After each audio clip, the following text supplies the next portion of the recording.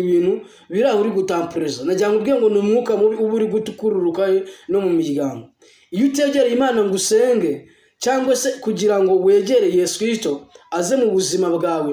abashe guca iyo migozi najya nkubwire ngira gukururukaho igakururukaho no mu bana bawe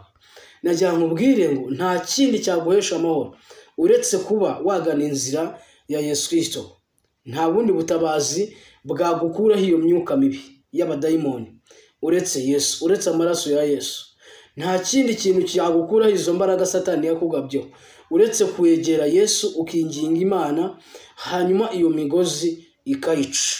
naho ubundi bitari ibyo uzasanga ubuzima bwawe warabuteje ingaruka zikomeye umubyeyi nzi abantu benshi cyane bagiye binjira mu iyo ngeso ugasanga dayimoni yamuroshyeho uwo mwuka w'ubusambanyi akabikora ari ibintu uzi ari butampereze ariko ejo mu gitondo akabona ingaruka urugo rwe rugahita rusenyuka mu minsi mike cyane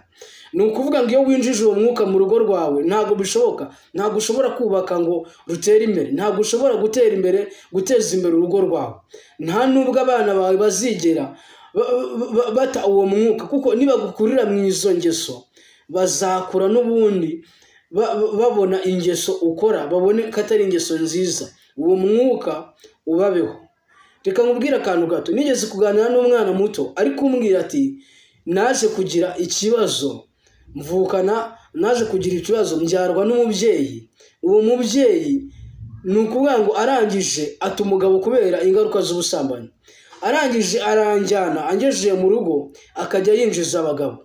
ni ukuvuga ngo igihe kimwe cyaje azi yuko ari ibintu byoroshye arangije kumwe abantu bavuga ngo ashobora kujya mu buraya akamara nk'igihe runaka adasama arangije aja gusama arangije abyara akana gatonya arangije ako kana agera